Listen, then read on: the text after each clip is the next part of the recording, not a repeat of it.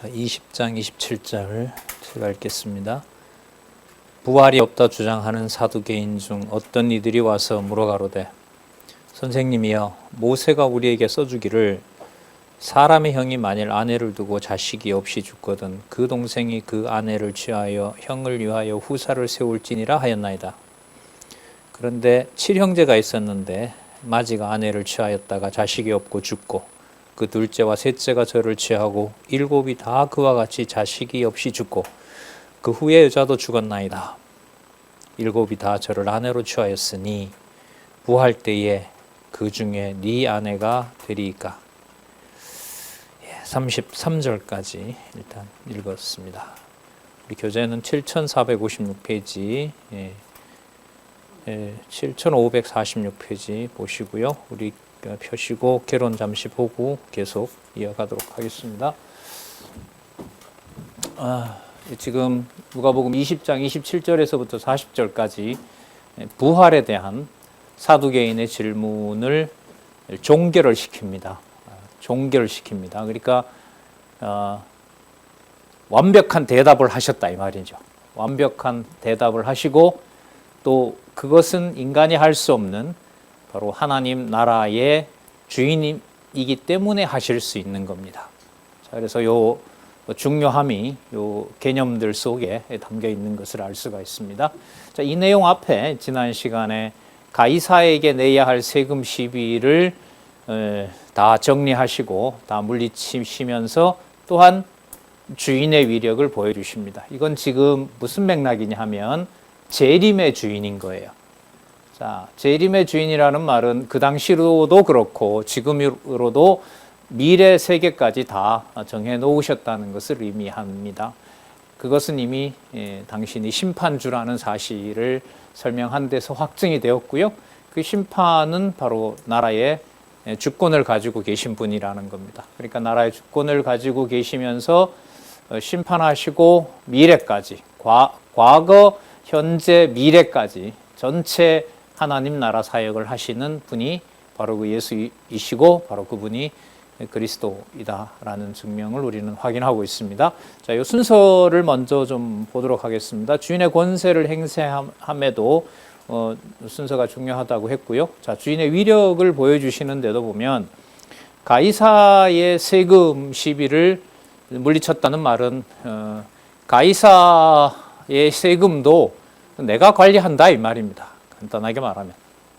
그리고 이게 주인의 위력이고 자, 재림과 연관해서 말씀을 드릴 수 있는 것은 오늘 살펴볼 바로 부활의 문제도 그러합니다. 그러니까 너희들이 가이사와 엮어서 나를 죽이려고 하는 모양인데 그 가이사가 세금을 자기가 받고 또 자기에게 세금을 내지 않으면 그 사람들을 자기가 처벌하고 그렇게 알고 있는데 너희들도 그렇게 알고 있는데 아니다. 그 가이사의 그 모든 권한도 내가 가지고 있다 이겁니다. 내가 가지고 있다. 뿐만 아니라 이 생명과 관련되는 거죠. 그러니까 가이사가 세금을 내는 사람 살려주고 내지 않는 사람은 죽인다라는 그 내용을 전부 다 물리치시면서 그 다음에 부활이 나오는 거예요.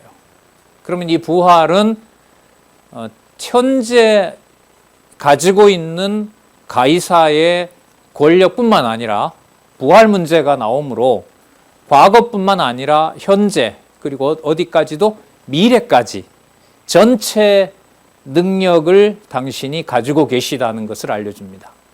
그거는 당차 오신다는 것을 전제로 해야만 가능하죠. 그러니까 부활을 얘기할 수 있는 분은 미래를 정하고 미래를 관리하는 분이기 때문에 가능한 거예요. 그래서 무슨 주제가 의미 있어요? 재림이라는 게 매우 의미가 있는 겁니다.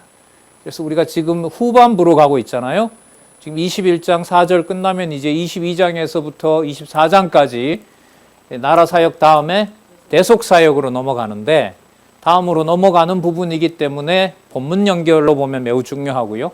또 누가복음 전체 사역에 의한 성취가 맞춰가기 때문에 누가복음 전체를 사역이라는 것에 전 낱말에도 초점을 맞추면서 그 사건들의 연결도 사역이라는 말로 모아지는지, 또 그 사건의 그 핵심적인 주제들이 나오는지, 더 좁히면 그런 개념들이 나오는지, 그래야 사역에 의한 성취라는 저 의미가 예수를 그리스도로 누가복음에서 이렇게 말하는 거구나, 이걸 우리가 확증할 수 있단 말이죠. 자, 그래서 지금 잠시 말씀드린 대로 가이사가 죽인다고 죽이는 권세가 아니라는 거죠.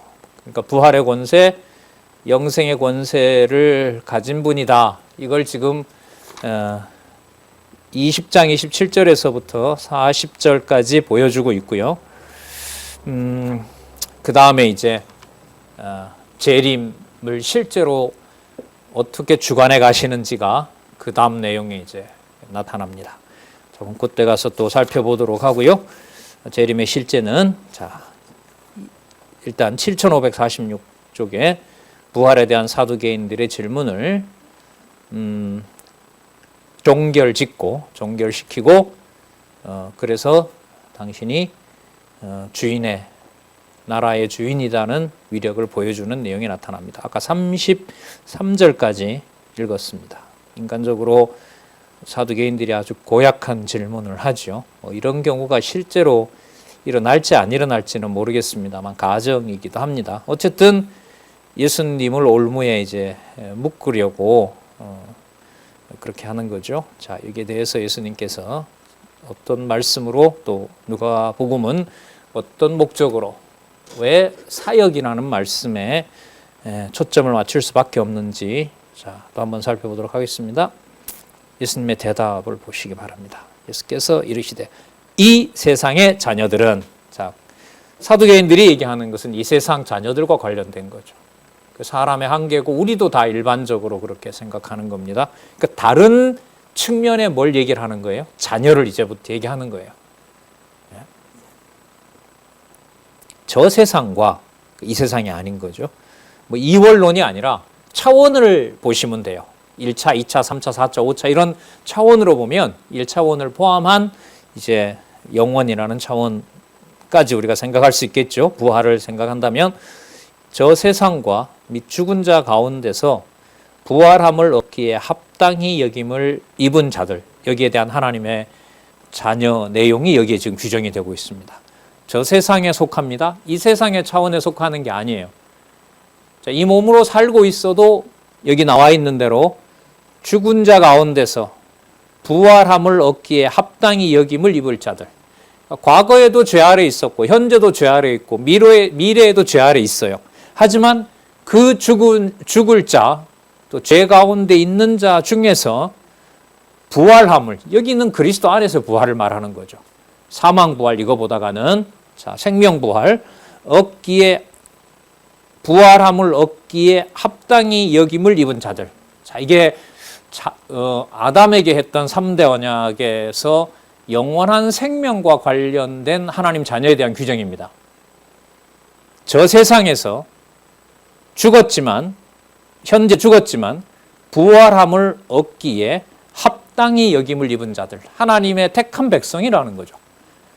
자, 그들은 장가가고 시집가는 일이 없으며, 그 자녀를 설명할 때 장가 시집을 얘기하지 않으면 불가능합니다. 근데 그게 아니라는 거예요.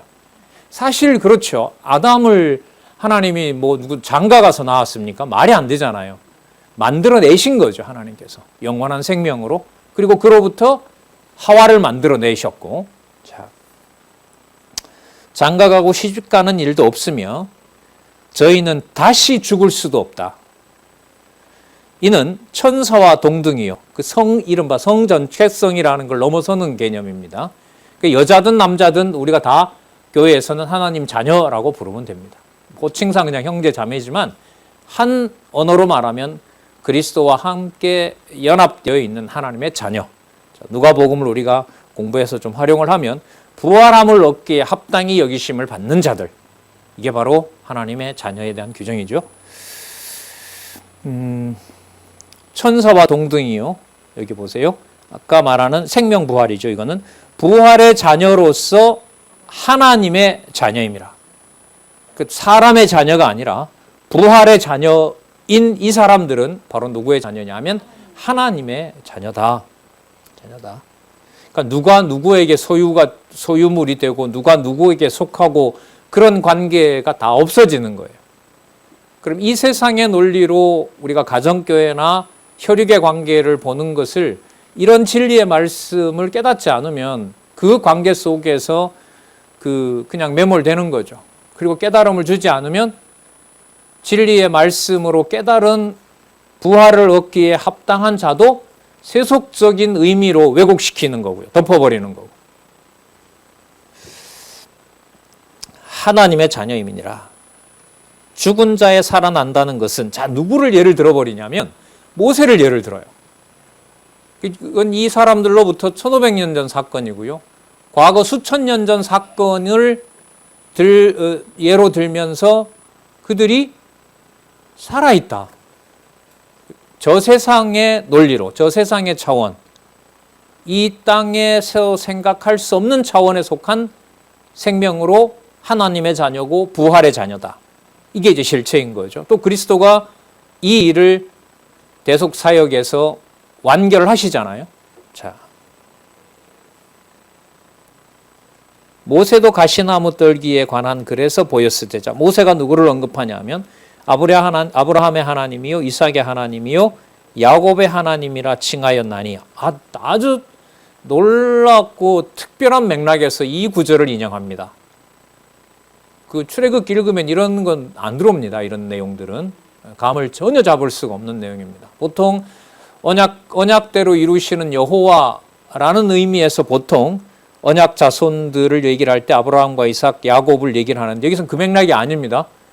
이것은 지금 나라 사역과 관련된 거예요. 하나님 나라와 관련된 것이고 하나님 나라의 생명권을 과거, 현재, 미래 또 차원을 달리해서 이 세상이 어떻게 할 수 없는 그 생명을 주관하는 자, 바로 그게 미래에도 오실 바로 주인이다라는 거죠. 그런 위력을 가지고 있고 또 그런 사역을 하신다는 것을 여기서 보여주고 있습니다. 야곱의 하나님이라 칭하였나니. 자 볼까요? 하나님은 여기서 보시면 누가 아니에요? 죽은 자의 하나님이 아니요. 이 죽은 자는 아까 33절에서 얘기했던 이 세상의 자녀들을 말하는 거예요. 그러니까 이 세상에 속한 그런 자들이 아니요. 산자의 하나님이시라. 이때 산자라는 말은 영원한 생명을 가지고 있고 여기 보시면 부활을 얻기에 합당히 여김을 받는 자를 말하는 거죠. 산자의 하나님이라 이시라. 하나님에게는 모든 사람이, 이때 모든은 모세든 아브라함이든 이삭이든 야곱이든 지금 너희들이든 앞으로 올 하나님의 백성이든 전부 어떤 자들이다? 살았느니라. 하나님에게는 그 모든 생명의 부활을 할 사람들이 어떤 사람들이다? 다 살아있다. 그러면 여러분 이 죽어있는 아브라함을 지금 살아있다라고 하니까 예수님이 여기서 말씀하시는 생명은 어디에 있는 차원이 아니에요? 이 세상에 있는 차원이 아니에요. 이 세상에 있는 것으로는 이 생명을 주관할 수가 없어요. 오히려 이 생명이 현재 우리의 목숨을 의미 있게 만드는 거죠. 의미 있게 만드는 거예요. 그리스도가 죽으시고 부활하신 바로 그 생명의 능력이 살았고 운동력 있는 바로 생명의 말씀이 여러분들과 저를 살아가게 하신다는 것으로 우리가 정리를 할 수가 있겠죠. 놀랍고 진짜 능력 있는 말씀이 기록되어 있죠. 자, 모든 사람이 살았느니라. 영생을 말하는 겁니다. 그러면 요한복음 5장 39절에서 그리스도께서 구약 성경 전체를 어떤 관점에서 얘기하는 거죠? 시간 세계를 뛰어넘는 차원에서 아담부터 시작해서 말라기까지 기록된 모든 믿음의 선진들이, 믿음의 너희들보다 앞서 있는 자들이 전부 뭘 가지고 있었다? 영생에 관해서 가르침을 받았다. 영생에 관해서 얘기를 하고 있고 그게 바로 나에 대해서 증거한 것이다. 이게 이제 요한복음 요절이고 요한복음에 나타난 그리스도의 본성과 관련된 또 규정이라고 할 수가 있겠죠. 자, 그때 가서 또 보고요. 서기관 중 어떤 이들이 말하되 선생님이여 말씀이 옳으니이다 하니 저희는 아무것도 감히 더 물을 수 없습니다. 뭘 더 추가해서 생각할 게 있어야죠. 생각해 볼 것이 없는데, 상상할 수도 없는 차원인데, 그래서 주인의 위력을 여기에서 보여줍니다. 그러니까 이 말씀이 어떨 때는 새롭게 해석을 하지만 해석하시는 내용이 차원을 달리해서 창조와 심판 세계를 넘어서는 말씀을 그리스도가 하고 계시는 거예요. 그걸 성령께서 오셔서 기록하셨기 때문에 그걸 구약의 언약한 메시아를 신약에서 성취하신 것을 마태복음부터 요한계시록까지 기록했기 때문에 창세기부터 요한계시록까지 내용들이 예수님이 말씀하시는 부활을 가르치시는 이 위력과 연관이 되면 이 땅에 속한 사건들이 아닌 거예요. 그 사건은 살았고 운동력 있는 말씀이다라는 게 괜한 그냥 그 구절에만 그렇게 강조되는 게 아닙니다. 전체 말씀이 바로 그 차원을 보여주고 있다고 생각을 합니다. 자, 저희는 아무것도 감히 더 물을 수 없습니다.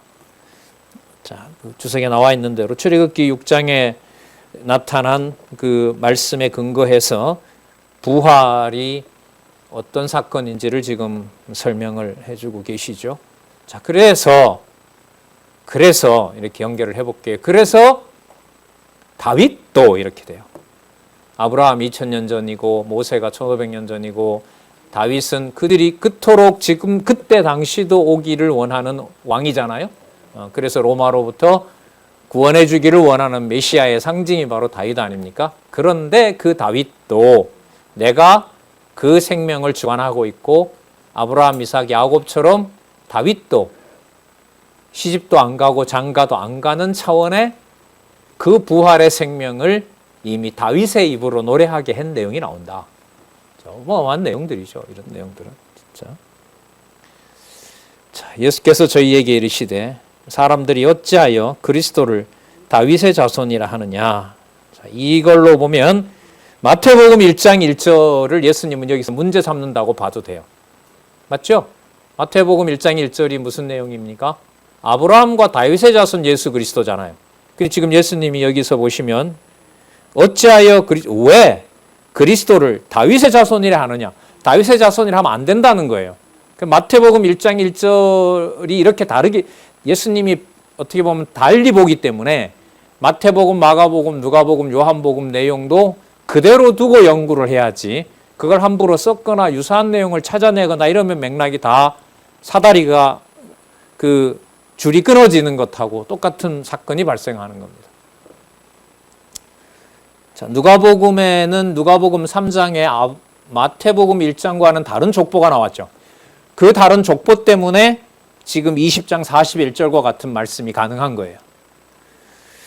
그리스도를 다윗의 자손이라 하느냐? 시편에 다윗이 친히 말하였으되 주께서 여호와입니다. 여호와께서 내 주께 그리스도께 이르시되 내가 여호와께서 내 원수를 그리스도의 원수를 내 발의 발등상으로, 그러니까 신발을 이렇게 올려놓는 바로 그 발을 그 신발을 올려놓는 그 밑에 둘 때까지 내 우편에 앉았으라 하셨도다 하였느니라. 다윗에게 보여준 건 단지 메시아가 오신다는 게 아니라 앞으로 미래의 모든 것을 지배할 왕으로 지금 다윗이 깨닫게 했다는 내용입니다. 이게. 그래서 지금 이 주제가 재림의 주인이잖아요. 재림의 주인의 위력을 다윗에게 이미 깨닫게 한 내용이다.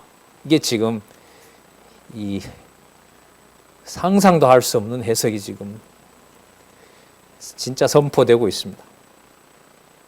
44절 그런즉 다윗이 그리스도를 주라 칭하였으니 이 전체 맥락에서 보면 심판주인 거죠. 발등상 될 때까지 아버지 우편에. 그러니까 그리스도는 이제 죽으시는 게 아니라 어디로 가시냐면 아버지 우편에 가셔서 하나님이 작정하신 대로 그 악의 세력들이 다 드러날 때까지 아버지 우편에서 기다리시는 거예요. 아버지께서 정하신 이방인의 때가 다 만들어질 때까지, 완성될 때까지. 그 다음에 그리스도가 오신다는 거죠. 그러면 전체로 보면 재림과 관련된 사건이 맞고 전체 더 넓혀보면 하나님 나라 사역을 바로 그리스도가 하시는 분으로 바로 이분이 메시아이구나. 창세전부터 존재했고 구약의 창세기부터 말라기까지 기록한 또 예언한 바로 그 대상이신 그리스도구나. 이걸 우리가 확인을 할 수 있죠. 자, 44절 더 볼까요? 다윗이 그리스도를 주라 칭하였으니 어찌 그의 자손이 되겠느냐. 다윗이 오히려 그리스도의 자손이다. 이걸 어떻게 감당하겠습니까? 아브라함의 후손, 다윗의 후손이다라고 그 자부심이 대단한 유대인들에게 그런 자녀 개념들을 전부 뒤집어 버립니다. 자, 그러면서 모든 백성들이 들을 때에 예수께서 그 제자들에게 이르시되, 이건 뭐 물어보지도 않고 그냥 예수님이 선포하시는 거예요. 긴 옷 입고 다니고 문안 받고 회당의 높은 자리에 그리고 잔치에 가면 꼭 상석에 앉기를 좋아하는 서기관들을 삼가하라. 자, 심판주로서 심판하신다고 보면 돼요. 아까 발등상이 될 때까지 있으라 그랬잖아요. 아버지께서. 그럼 그 발등상이 될 때까지 있고 이 땅에는 어떤 일이 벌어지냐 하면 지금 이 상황들입니다. 심판 상황을 만들어 놓으시는 거죠. 그래서 재림하시게 되는 겁니다. 47절 저희는 과부의 재산을 삼키고 외식으로 길게 기도하고 자 그러므로 그 받는 판결이 더욱 중하리라 하시니라. 그러니까 현재 영원한 생명, 부활에 합당하지 않는 자는 하나님의 이름으로 하는 모든 행위가 또 이 사람들은 서기관들은 율법 따라서 행위를 하잖아요. 그러니까 여호와 하나님의 이름으로 행위를 한단 말이에요. 그런데 그게 합당하지가 않아요. 부당한 거죠. 자, 더욱 중하니라 하시니라. 자, 그러면서 그게 어떻게 부당한지를 이 또한 상상할 수 없는 해석을 제시합니다. 예수께서 눈을 들어 부자들이 연복교회에 헌금 넣는 것을 보시고 또 어떤 가난한 과부가 2렙돈 넣는 것을 보시고 가장 작은 동전이죠. 우리로 말하면 1원짜리인가요? 1원짜리가 있나 모르겠네. 5원짜리. 예, 이제는 없을 거예요. 그죠? 있어요? 네. 자, 어쨌든요. 3절에 가라사대 내가 참으로 너희에게 말하노니 이 가난한 과부가 모든 사람보다 많이 넣었다. 이게 말이 되냐 말이죠. 그럼 이건 앞부분하고 연관을 시키면 가장 존경받고 가장 높은 자리에 있는 자가 가장 낮은 자리에 있다고 평가하시는 거예요. 그러니까 이분이 누가 맞아요? 아버지 우편에 계셔서 심판 준비를 마무리할 때까지 계시는 바로 심판주가 맞고 이분이 하나님 나라의 주인이신 겁니다. 그래서 요 순서로 이렇게 기록이 되어 있습니다. 많이 넣었도다. 저들은 그 풍족한 중에서 헌금을 넣었거니와 이 과부는 그 구차한 중에서 매우 적고 진짜 그거밖에 없는 그런 상황에서 자기에 있는 바 생활비 전부를 넣었느니라 하시니라. 생활비 전부를 넣으면 먹을 게 있어요? 없어요? 없죠. 그럼 죽어야 되잖아요. 그런데 앞부분 설명해 보면 이 땅에서 죽는 그 사건이 영원한 생명, 부활의 그 생명을 위해를 가하거나 그걸 훼손하거나 그렇게 할 수가 있어요? 없어요? 없습니다. 없는 거예요. 그래서 이 지금 사건들이 다른 것 같아도 지금 20장 41절에서부터 21장 4절까지 시편 얘기 나오고 다윗에 의해서 시편 얘기가 나오고 그 다음에 서기관들이 그렇게 높은 자리에 가는 걸 얘기하고 그리고 또 연보 얘기가 나오고 지금 이 세 가지 사건이 막 엎쳐 있잖아요. 그런데 이게 이 한 단락에 묶어 놓았다는 것은 주인의 위력을 보여준다라는 이 요약에 전부 맞아야 돼요. 그래서 연결시키면서 계속 양쪽 가로 2번 주인의 위력이다라는 걸 연결시키면서 여러분들에게 지금 소개를 드린 거예요. 이게 여러분 성경을 논리적 통일성 있게 공부해 나가는 방법이에요. 들을 때는 그런가 한데 가서 읽어보시면 그렇지 않습니다. 근데 그 과정이 꼭 필요합니다. 그리고 2번, 3번 정도 보시면 납득이 됩니다. 그 다음에는 잊어버리셔도 돼요. 그래서 그 확인을 하지 않고 기억이 안 나는 것하고요. 그 문제를 그때 연결을 하고 말씀을 연결하고 잊어버리는 것은 천지차이입니다. 천지차이예요. 물론 다 보혜사 성령께서 주관하시는 일이면 틀림없어요.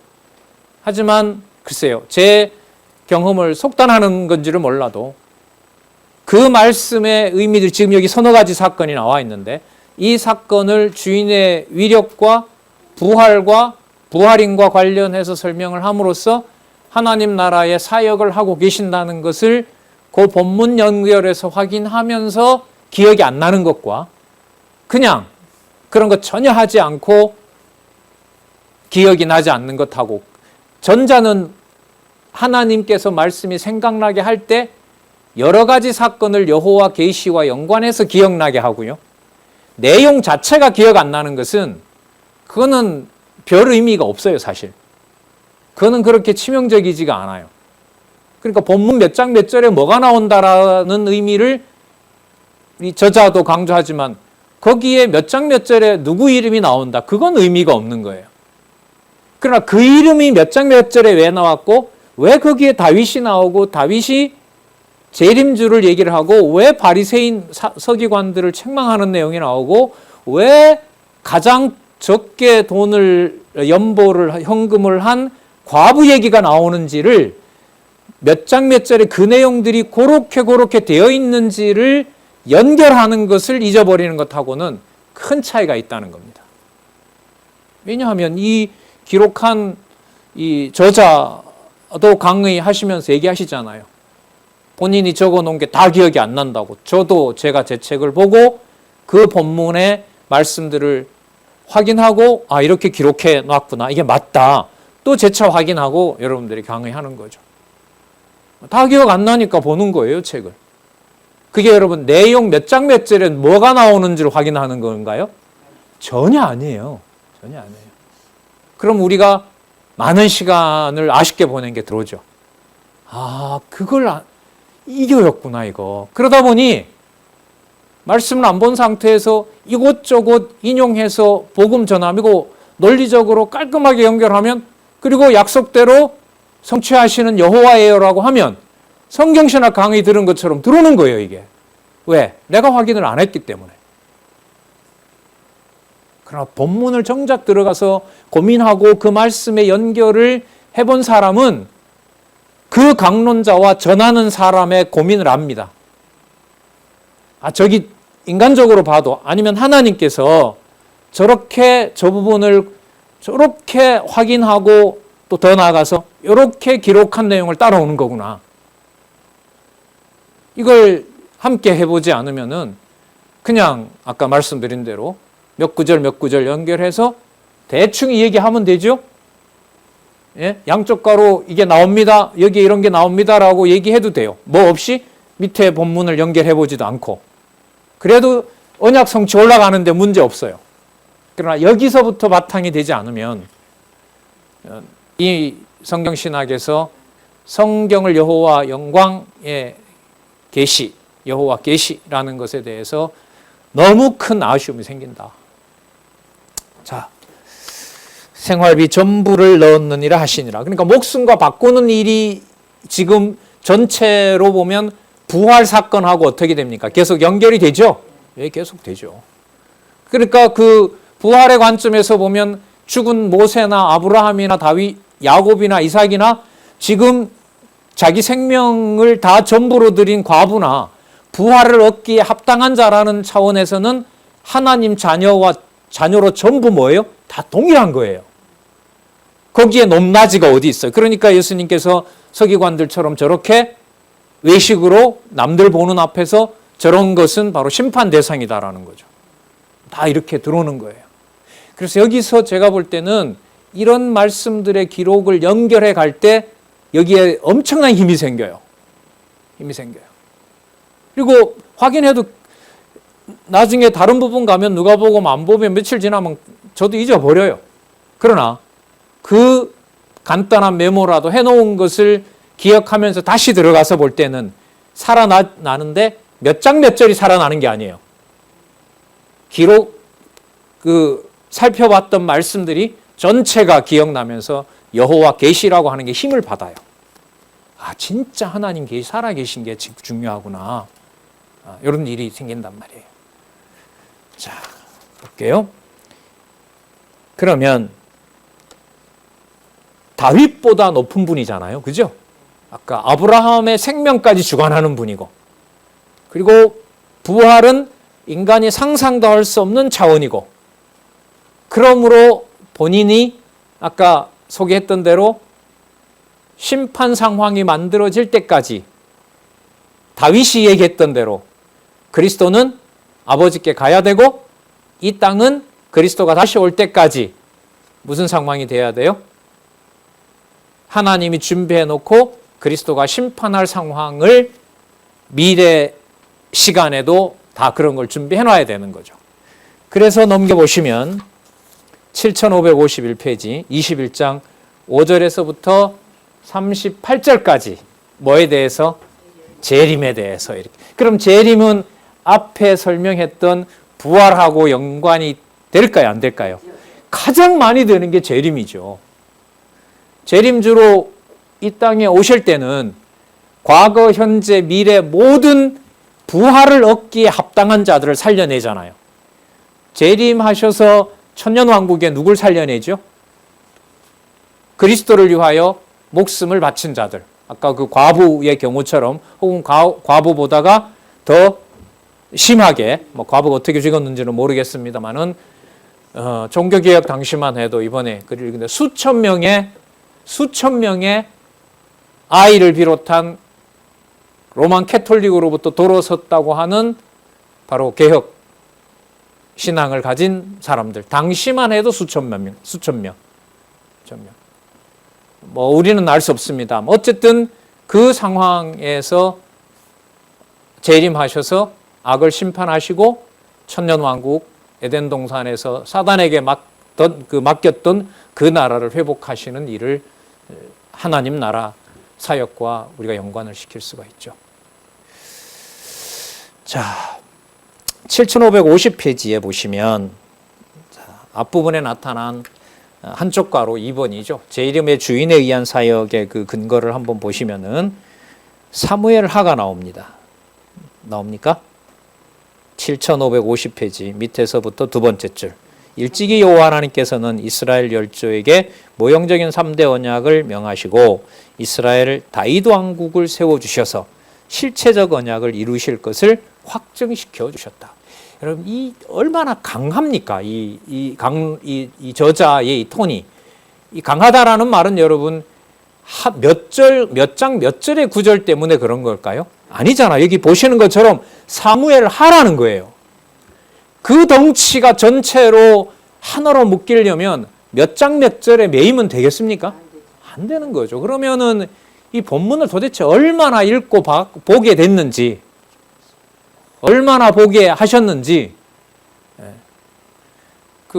지난번에 그러시더라고요. 그 죄 문제로 고민할 때 밤새도록 울고, 낮에 혼할 때는 다시 성경 보고, 또 다시 울고, 다시 또 보고, 그 과정에 어느 날 갈라디아서 있잖아요.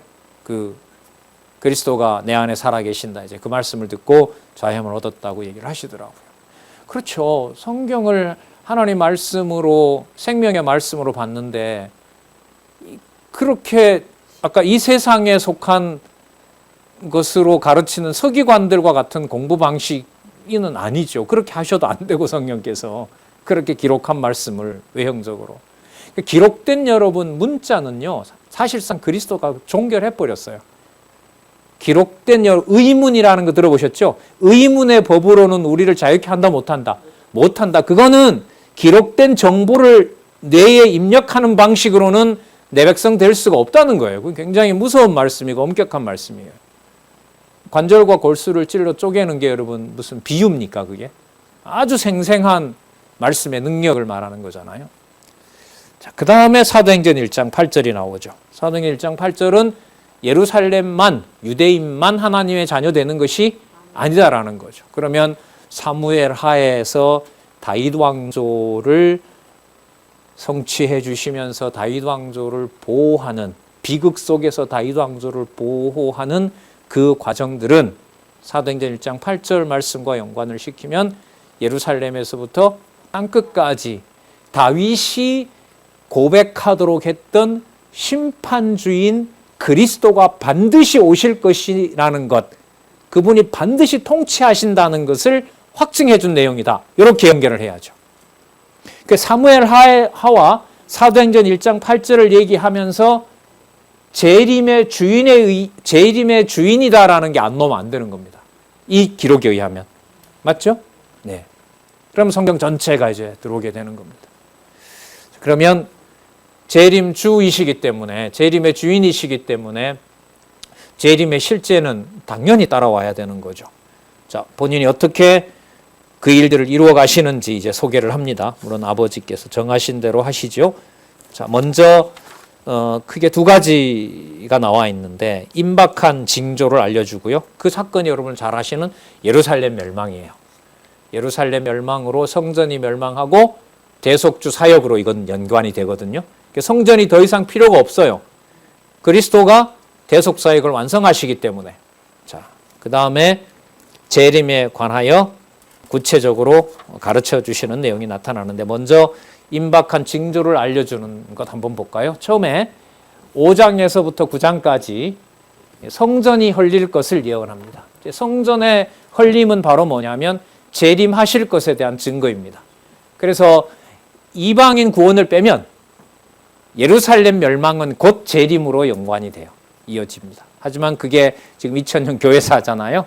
자, 그러나 전에 말씀드린 것처럼 예루살렘의 회복, 참 성전으로 회복되는 날, 그 상징은 나중에, 그 사건은 예수님께서 지금 하시는 성전에서 무엇을 하시는지 잘 나타납니다. 성전에서 아침부터 저녁까지 뭐 하셨어요? 가르쳐요. 강론하셨어요. 구약을 강론하셨다고요. 그리고 부활하시고도 뭐 하셨어요? 강론하셨어요. 제자들하고 같이 길을 걸어가면서도 강론했어요. 엠마오로 가는. 그리고 모여있는 제자들에게 가서도 강론하셨어요. 그 모든 된 일, 뭐예요 이게? 사역이죠. 그 모든 된 일을, 구약의 모든 내용을 들어서 아침부터 저녁까지 강론하세요. 자, 그런 내용들이 지금부터 나옵니다. 자, 그럼 성전이 헐릴 것을 예언하며 그때의 징조에 대해서 알려주죠. 왜? 작정해 놓은 거니까. 그 다음 구체적인 징조로 전쟁과 재난과 핍박이 있을 것을 알려주세요. 좀 힘든 내용이죠.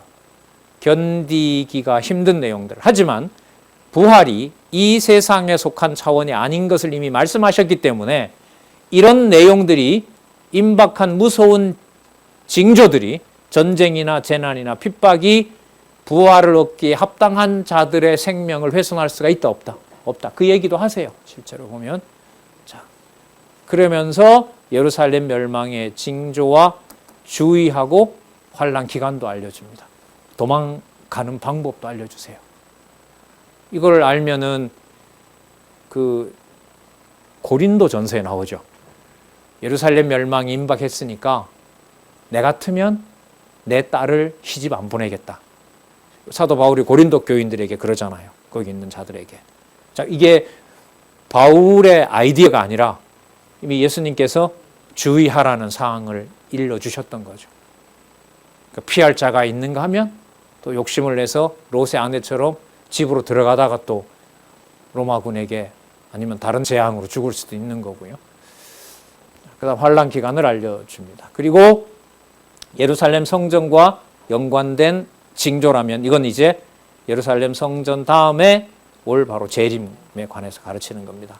하늘과 땅에서 있을 인자의 재림할 징조에 대해서 가르치시고요. 정해졌기 때문에 무화과 나무 비유로 나라가 가까운 줄 알 것을 가르쳐 주십니다. 그리고 그 재림의 날은 덕과 같이 임하기 때문에 그게 택한 백성들에게 임하지 않도록 어떻게 보면 해주실 것을 약속해 주시는 겁니다. 그래서 기록하게 하셨고 또 끝까지 사도 요한과 같이 사도 요한은 여러분들 아시는 것처럼 요한복음, 요한 1, 2, 3서, 요한계시록 이거는 90년부터 95년에 쓰여지거든요. 그럼 그 말씀은 무엇이 무너지고 난 다음에 썼을까요?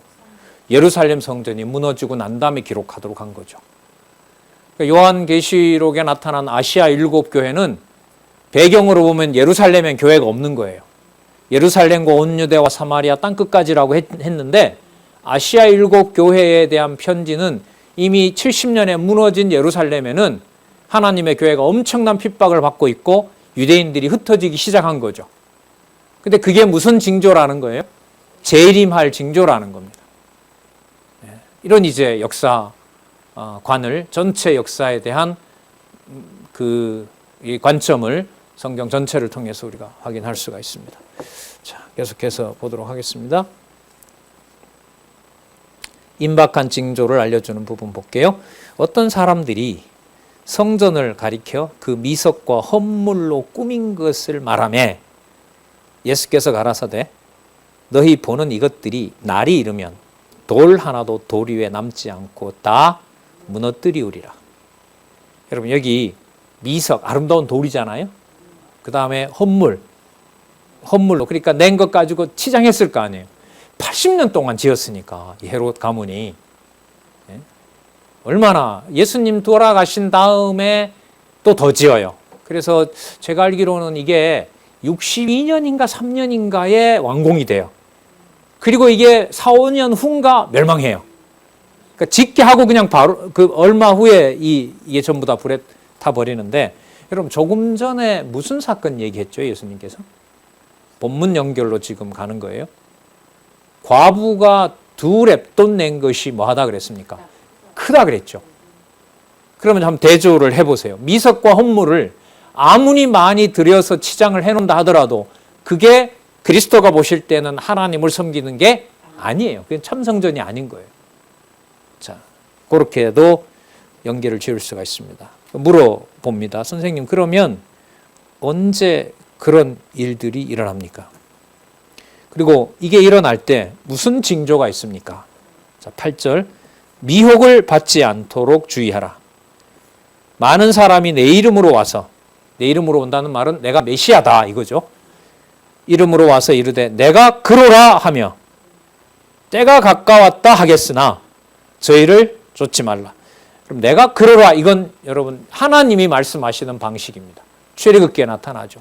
나는 너를 애굽 땅 존재했던 곳에서 이끌어낸 너희 하나님 여호와라. 나는 여호와라. 나는 여호와라. 내가 할 것이다. 이게 하나님께서 택한 백성 이스라엘에게 말씀을 하실 때 쓰는 고유한 언어입니다. 그러니까 내가 뭐뭐 한다는 것은요. 이게 이제 문법이 오염돼서 그런데 문법에서 내가 뭐뭐 하겠다라는 건 기독교로 보면 말이 돼요, 안 돼요? 안 되는 거예요. 근본적으로 안 돼요. 맞죠? 인간이 자기를 중심으로 내가 뭐뭐 하겠다라는 건 하나님이 주어로 놓지 않는다는 거 아니에요. 그러니까 내가 뭐뭐 한다라는 말은 누구밖에 할 수 없는 문법이죠. 하나님밖에 할 수 없는 문법이에요. 그걸 하나님이 모세에게 할 때 그런 말씀, 그런 어투로 하신 거예요. 문법으로. 그걸 예수님이 오셔서 그런 어투로 얘기하시는 거예요. 내가 진실로 진실로 너에게 이르노니. 내가 다시 얘기하노니. 이거 전부 예수님의 말씀이 구약에 하나님이 말씀하셨던 어법하고 동일해요. 동일합니다. 근데 그 사이에 아까 문법이 오염됐다 그랬는데 우리가 학교 교육을 받으면서 내가 주체자가 되고 내가 이 나라의 국민 주권을 행사하고 이렇게 교육을 받다 보니까 내가 뭐뭐 한다라는 게 진리인 것처럼 사람들에게 알려져 있는 거죠. 기독교 내에서도 그렇고. 그래서 여러분 성경신학은 성경을 통해서 여호와를 주어로 회복하게 하는 하나님의 말씀 운동이라는 거죠. 그럼 내가 뭐뭐 한다는 명법을 말씀을 깨달으면서 쓰기가 쉬울까요? 점점 어려워질까요? 어려워지죠. 생각부터도. 아, 내일 내가 뭘 해야 될 텐데. 아, 저걸 어떻게 할까? 그럼 밤잠 못 자고 내가 어떻게 저런 인간에게 이런 수모를 당할까? 내가 어떤 존재인데 이 모든 것들이 이 성경에 나타난 말씀, 이 말의 구조와 문법 구조와 정면으로 배치되는 거예요. 이걸 지금 돌려놓는 일이 바로 말씀이 살았고 운동력 있게 역사하는 말씀 운동이라고 보는 겁니다. 사실 그렇잖아요. 강론집 1페이지부터 9882페이지까지가 여호와께서, 맞죠? 예수께서, 또 성령께서 다 합하면 영원하신 하나님께서. 그러면 본문을 연결해 갈 때 주어도 이런 틀에서만 생각만 해도 누구 중심에서 성경을 연결해 가면서 읽을까요? 그렇죠. 그게 여호와 계시라는 거예요. 실제로 꼭 그렇게 해보시고 더디어도 상관없어요. 고민하는 거 하나님이 주시죠. 왜 안 주시겠습니까? 그리고 그 사이에 깨닫게 하는 분이 하나님임을 또한 우리가 진짜 깨닫게 되니까요. 자, 볼까요? 때가 가까웠다 하겠으나 저희를 쫓지 말라. 난리와 소란의 소문을 들을 때에 두려워 말라. 여러분, 난리가 나면 얼마나 그 안전한 곳으로 사람이 가고 싶겠어요? 그런데 놀라지 말라는 거예요. 진리를 모르면 어떻게 돼요? 도망가죠. 로마군에 붙든가 뭐 어디로 가든가 친척을 의지하거나. 하지만 아니라는 거예요. 아직은. 당황하지 말라고. 소란의 소문을 들을 때에도 두려워 말라. 이 일이 먼저 있어야 하되 뭐는 아니다. 끝은 되지 아니하니라. 그래서요, 예루살렘을 로마가 포위해서 공격하고 예루살렘 성전을 무너뜨릴 때까지 기간이 몇 년 동안 소모가 됩니다. 하루아침에 안 일어나요. 자, 그런데 예수님이 여기서 상세하게 말하는 것은 그 일을 누가 정해놓았기 때문에 그런 거예요. 아버지가 정해놓았고 하나님 나라 사역을 하는 당신의 프로그램대로 진행되는 과정이 있기 때문에 그 사이에서 아까 얘기했던 부활에 합당히 여김을 받을 자들에게 생명을 어떤 사람은 버리게도 하시지만 또 이 땅에 남겨놓고 흩어져서 복음을 전하게도 할 사람들을 정해놓으셔서 그렇게 관리를 하시는 거죠. 바로 이게 나라 사역하고도 바로 연결이 되는 거고요. 그래서 재림 알려줌으로 임박한 그 진노 상황을 얘기를 해주고 있습니다. 자, 그 다음에 이제 구체적으로 예루살렘 멸망 징조와 그러니까 재림 얘기하셨죠? 그 재림 상황이 어떻게 되는지를 또 상세하게 알려줍니다. 한 10분 쉬었다가요. 21장 10절부터 다시 살펴보도록 하겠습니다.